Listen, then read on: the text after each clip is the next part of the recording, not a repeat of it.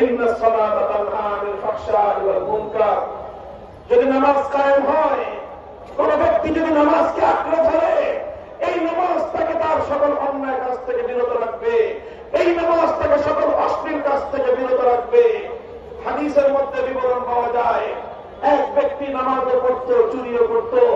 নবীজির কাছে অভিযোগ এসেছিল, ইয়া রাসূলুল্লাহ, অমুক ব্যক্তি নামাজও পড়ে, চুরিও করে।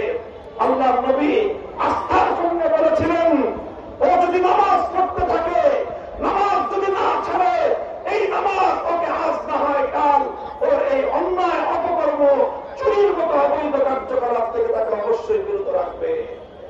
এবং বাস্তবিক পক্ষেই দেখা গিয়েছে